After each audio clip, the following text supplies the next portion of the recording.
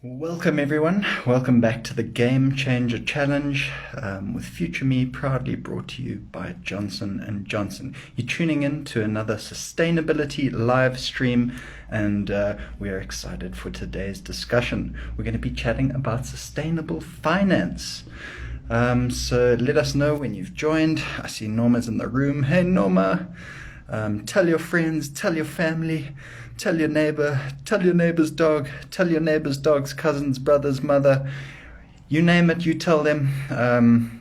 I want everyone in this live because it promises to be an awesome discussion. Welcome Lebo, welcome Fernando.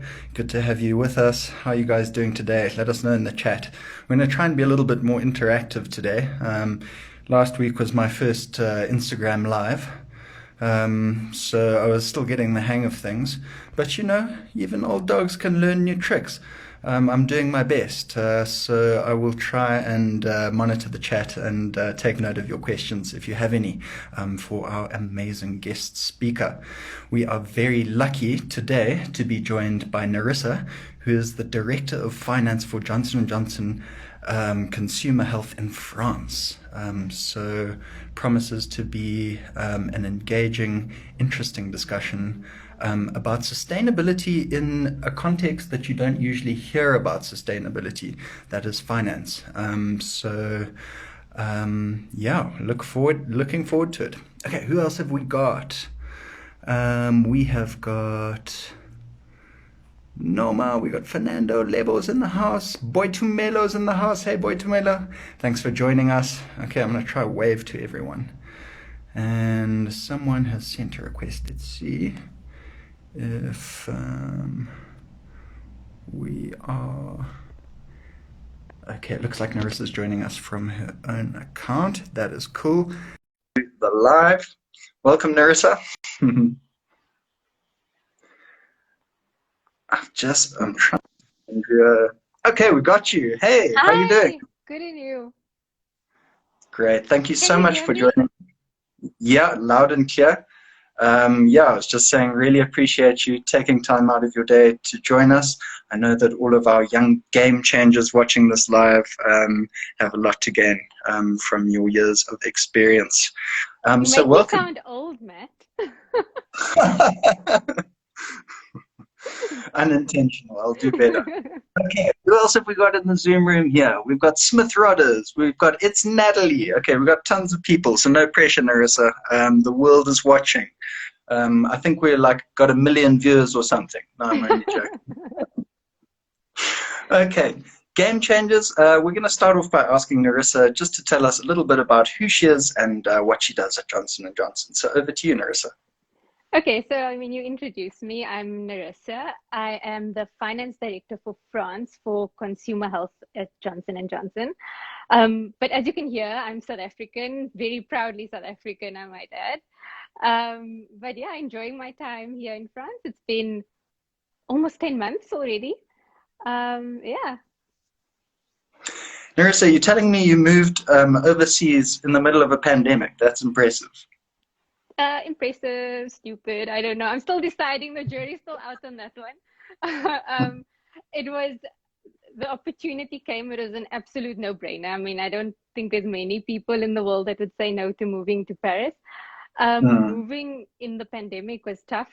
mm, We moved. We'd never been to France before, so we moved here without seeing where we were going, without visiting schools that the kids would go to, not knowing where we were going to live. So we literally got off the plane and had to figure everything out.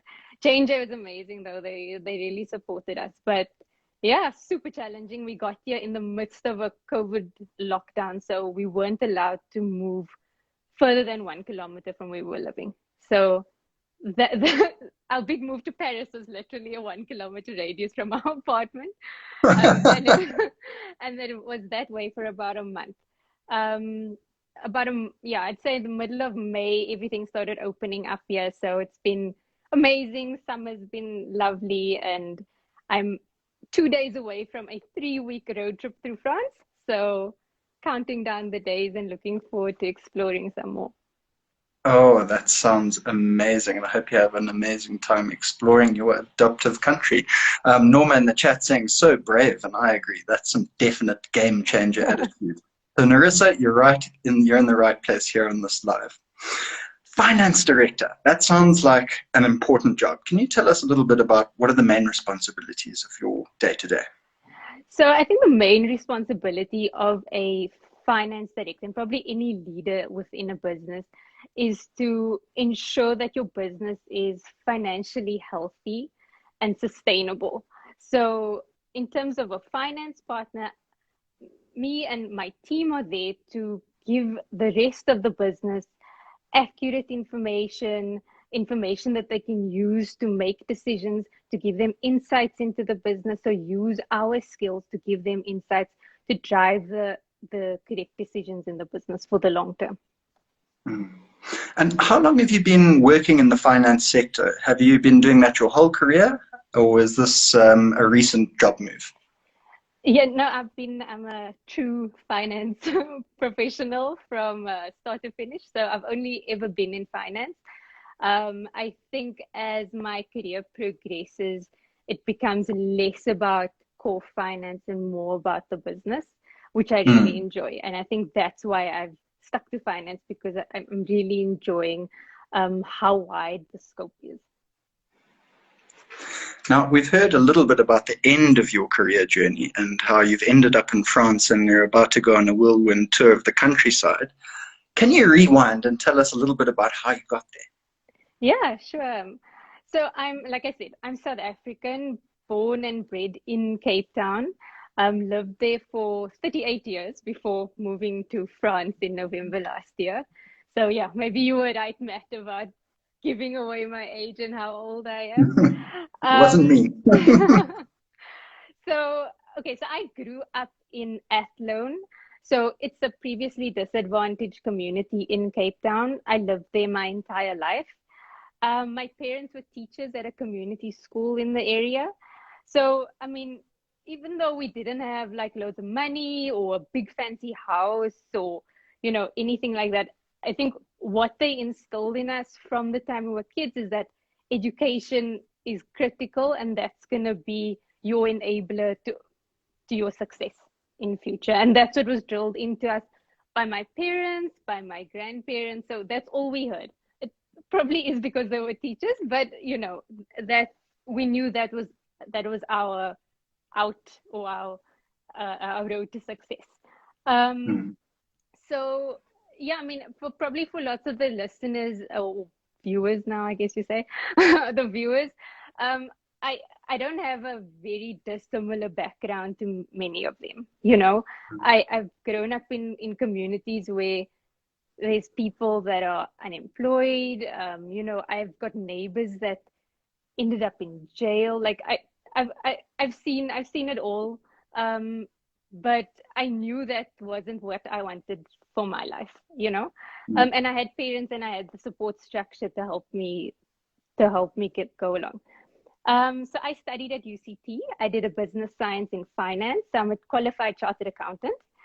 To become a qualified chartered accountant, 5 years of studying for me, and then 3 years of articles, 2 board exams. So it was a long journey, but worth it. I worked at well-known companies in South Africa. So I worked at Ernst & Young. That's where I did my articles on my internship.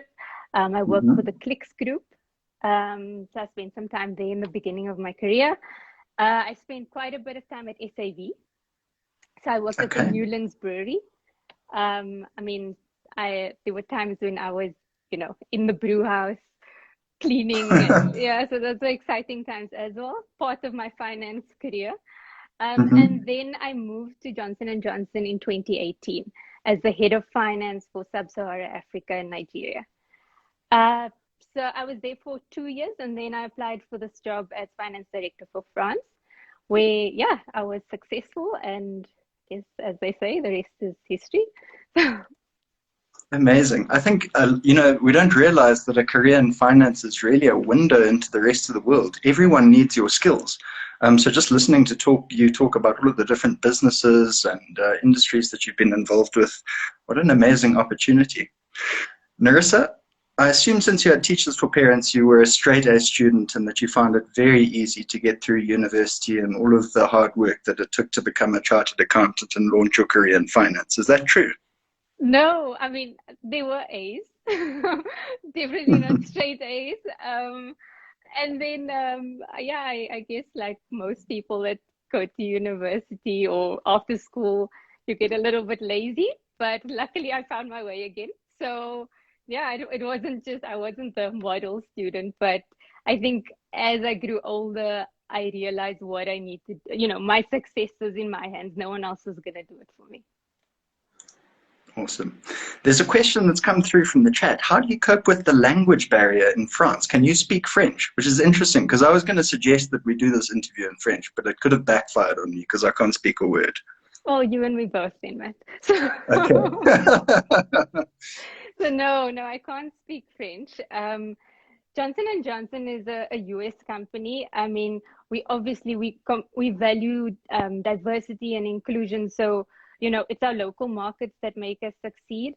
But that being said, bringing in people from different parts of the world also brings that diverse perspective in. So I think for France, bringing me in from South Africa brings in, the emerging markets perspective.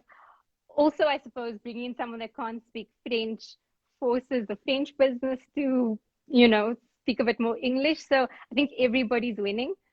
I'm picking it up slowly. But I don't think if I'm realistic, I don't think I'm going to get to a level where I can operate professionally in French. But at J&J, it's not a problem for me so far.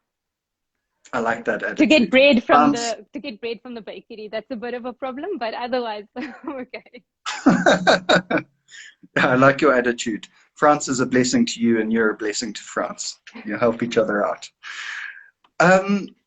Game Changers, we're here today to talk about sustainability. And Nerissa, I guess that finance is not the first thing that comes to mind when we talk about sustainability.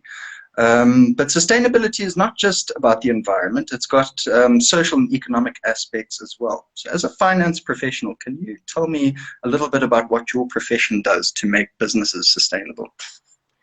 So, I mean, exactly what you said, Matt. Sustainability, the first thing you think about, especially in the world today, is environmental sustainability.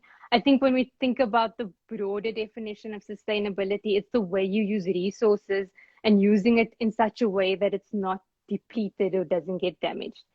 So if we think about that definition in relation to business, the way you run your business, you want to do it in such a way that you aren't depleting your resources, that your resources are there for future generations, are there for your future stakeholders and shareholders. And that's exactly what it is, So my role as a finance professional, like I said, it's to ensure the finance health of the business, to make sure it's sustainable. So if you put it simply, your finance professional, or actually any person in the corporate or business environment, should everything they do and every decision they make should be there so that their business is around in 3, 5, 10, 15, 50 years time. And that should be the objective. So you shouldn't be doing anything that's short term. And my role, and I think a finance person's role, is to ensure that your business and your business partners are doing things that are aligned to business objectives and to the business vision. I think finance is also in a very unique position in terms of they see the business holistically. So, you don't, as someone in finance, you aren't stuck to sales or marketing or logistics or manufacturing. You see everything and it all comes together eventually. So from your perspective, you can give a different view to the business to help them drive those decisions that's the best for your overall organization and not just best for one area of your organization.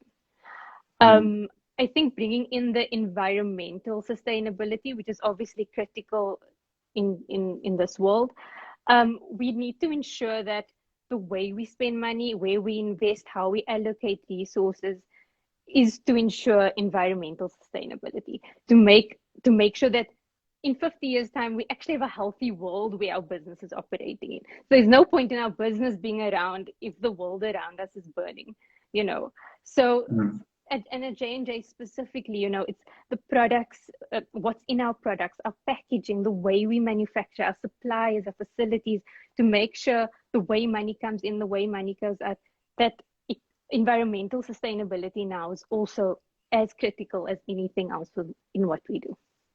Hmm. Thanks for those insights. There's a lovely question in the chat. Given that you've traveled to so many places and visited so many places, and given what you've just said about trying to ensure that businesses are sustainable in how they operate and that they're channeling their resources into the right places, would you say that we're making progress, that we're becoming a more sustainable place? It's difficult. I mean, I think from a visibility and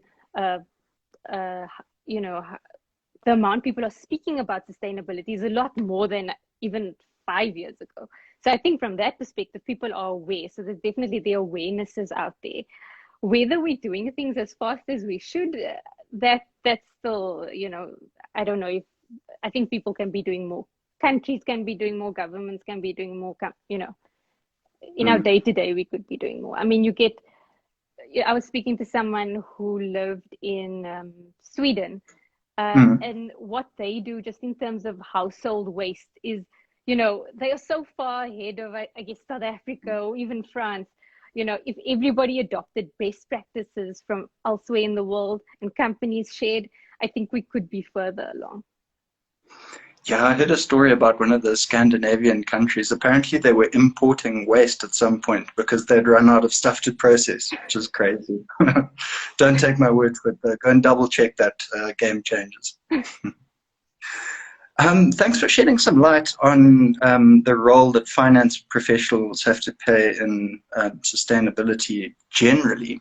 At Johnson & Johnson specifically, sustainability is quite interesting because the company has had a commitment to being sustainability in a way through its credo for a long, long, long time.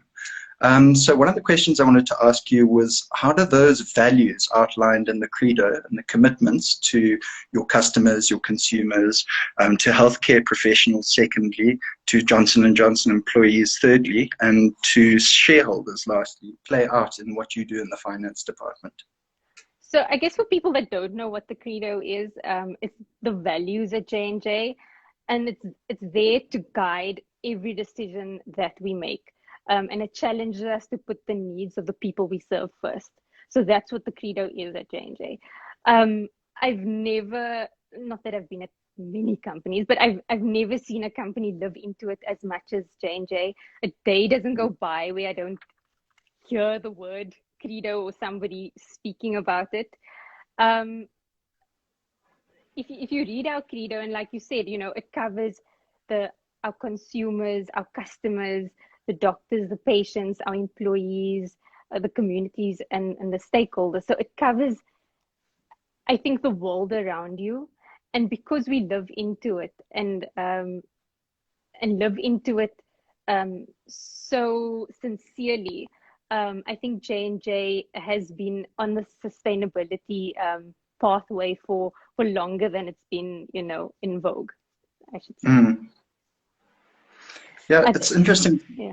Sorry. So, I mean, for finance specifically, I don't think there's any difference between finance and anybody else you'll find at J&J in terms of living the credo. No, it's interesting because we speak with a lot of different professionals, and it always comes back to values as that sort of compass by which you make your decisions. So just listening to you, you know, when you say finance, to me, what comes to mind is a bit of number crunching and like some stats and analysis and that kind of thing. But just listening to you talk about how, in fact, finance is quite a strategic sort of area to be operating in. We've got to take into account all the different parts of the business and just how your decisions and endeavor are guided by those values. It's just really cool to hear. Thanks. Okay, last one about sustainable finance. How do you see the profession changing over the next 10 to 15 years? I guess, okay, before we speak about, I think, the future of finance, we can look at the past. So what do people think about when they think about finance, or what did they see? So if you think about 10 years ago, 15, 20 years ago, You imagine someone in their, I don't know, beige pants and blue shirt sitting in a corner, typing away, giving reports to the people that actually make the decisions. Mm, Um, and I mean, there was value in that at that time. I think what's happened now is that with technology, finance professionals are evolving. So, like I told you mm, in the beginning, what I love about my job is that it's moved from like pure finance to very much being involved in the business. Um, mm, so that's what you see now. So you see finance people, I, they're not those people sitting in the corner. I don't like to think I'm one of those. But they're different. The finance career is as dynamic as any other career, I think, and as exciting. Um, mm, though, finance people have more of a voice now. So I think the rest of the organization or other professionals, they value what your finance professionals bring. For the points that I highlighted before, about your overall insight, your holistic view. Um, mm, if I look at finance in the future, I think the big changes are gonna come from the digital space. So where we might spend a lot of time now,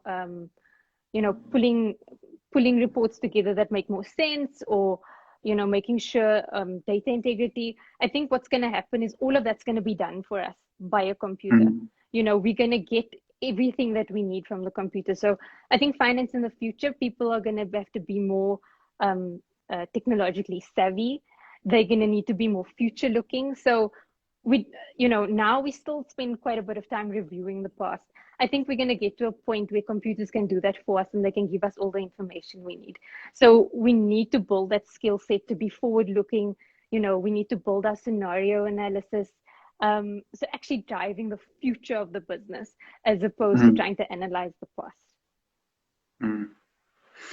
I think it's fascinating how you keep coming back to that sort of industry knowledge being so important, especially as your career has progressed. And I think that's the case in a lot of professions. It's no longer the case that you're isolated from the rest of everyone and you perform a specific function and then everyone else performs their specific function and then it makes a symphony. It's now the case that you're integrated. And I think that must be so much more rewarding. A much more rewarding way of working. Yeah. Absolutely. And like you said, you can see it everywhere. I think the world has values diversity now in every Mm. aspect, because it's that diversity of thought that comes in and gives you these new ways of thinking and new solutions. Okay. Our director, Nikki, is on it in the chat, and she's predicting my next question. She wants to know, what school subjects do you think our game changers watching today's live should study if they want to pursue a career in finance? What sort of skills do you need as a finance professional? You've spoken a lot about the importance of technology. What else is there? I mean, school subjects, I'm not the subject matter expert. I was at school more than 20 years ago. I know I did accounting in school, but you don't need accounting in school to have a career in finance. In terms of skills that you need, it's definitely analytical skills, problem solving. So you need to have, it's a cliche, attention to detail, but I think what's more important is you need to have the attention to detail, but also be able to have a high level view. But you need Mm. to know when to switch between lenses. So you need to know when to pull on that attention to detail, and you need to know when to be high level. And I think that's very important as a finance professional. You need to be very curious because, as you go on in your career, and depending on, there's so many areas you can go into finance. In the space I'm in, the more you know about the business you're operating in, the more successful you're going to be as a finance partner. So, for Mm. example, when I worked at SAB, I had to know how to brew beer from when the raw materials came in to when the bottle went out of the gate. At Johnson and Johnson, then I need to know exactly what our commercial landscape is, how our sales team is selling to customers, what the customers want, what it looks like. So the more you know about the business you're operating in, the more successful you can be. And I think that's in any profession, not just finance. I think if you're just going to stick and have sort of blinkers on and only stick to what you know, I think you're going to find that, they'll find a computer to do it for you. So. Interesting to hear you talking about switching between that high level and that detail. That's something that's really difficult. But I guess stick with it, game changers, and you will get there. No, absolutely. I mean, I've been in the industry for a long time. I started off as an analyst, so there you have to be in the detail. But you build those skills as you go along. So you don't be impatient with yourself. It will all come, and every experience that you get adds to that skill set. And I think that's how you need to live your life. If you fail, it's not a setback. You've learned from it. You learn probably more from your failures than you do from your successes. 100%. Nerissa, I want to ask, what are the sort of human qualities that you need in your job? Is it important to be able to speak to people, to get information? You mentioned curiosity being a really important way of motivating yourself to analyze things. What are the qualities of a successful finance professional? I mean, in my environment, I think building relationships and authentic relationships is probably the most important thing to do. To be able to drive decisions, give insights, influence people, you need information. And that information and insights you're only going to get from speaking to people. There's only so much you can get from data, So it's building that relationship, the trust relationship, because people need to trust you. As a finance person, like I said, you're not in the corner anymore. So people need to trust you. They need to invite you to their table so that you can actually share. And people are only going to do that, if you have that relationship with them. So building relationships is key. Being, I think, just who you are. So it's very easy to try and be someone else, but stay true to who you are. You'll understand, I think, in your environment where you need to flex to to different parts of yourself. But, I think more now than ever where, technology is coming in and taking over so many aspects of our business, that human interaction is so important. So, I mean, so I'd say from the people side of things, definitely building the relations, being able to influence, because you must remember, as a finance person, you're coming there not as the subject matter expert in marketing or in R&D or distribution. You're not the subject matter expert. You have a room full of people who've done this their whole lives, but you need to influence them in terms of decision making. So that's another skill, is influencing, and it's actually a skill on its own, and no one should underestimate that. Nerissa, thank you so much for joining us today. Thank you for sharing your words of wisdom with us. It's very clear that you are an authentic person. You've been amazing this whole interview, and we really appreciate you taking the time to join us and to share your experience with our young game changers. I can tell you right now that we have got many, many, many young finance professionals in the Instagram live room. If you're one of them, let us know. If you have any questions for Nerissa, feel free to ask them now. Otherwise, Nerissa, we will wish you au revoir and happy travels on your road trip around France. Thank you so much. This has been fantastic. I was very nervous to start with, let me just say, but this has been great. So thank you. I'm still nervous about Instagram Live. Don't worry. Have a lovely evening. You too. Thanks so much, Nerissa. Bye. Thanks. Bye.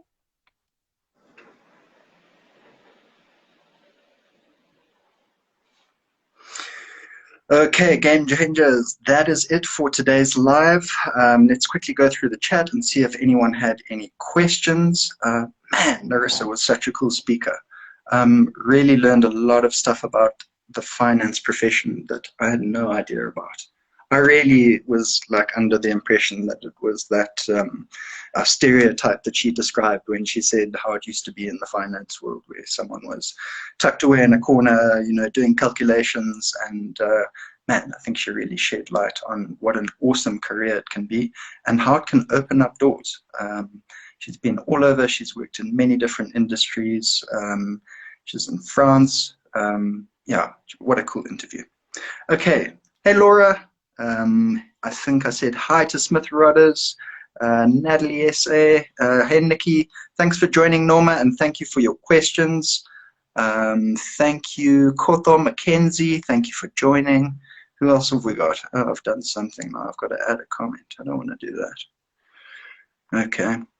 I can't see the rest of you now because I've disabled the participants list somehow. But thanks for joining so much. Game Changers. We're going to do this again next week, Thursday at the same time. We've got some more amazing speakers. I think we've got 2 lined up. So if you enjoyed today, make sure to tune in again. That's all from us at Future Me. That's all from us at the Game Changer program. Make sure to do the usual. Go check out the app. It's app.futureme.org.za for plenty of more material about sustainability, STEM 2D skills, and anything else you could possibly want to learn about all of these cool careers and problem-solving techniques we're discussing in this series. That's it, everyone. Have a lekker Thursday evening and enjoy the Friday and the long weekend if you're from South Africa. Bye now.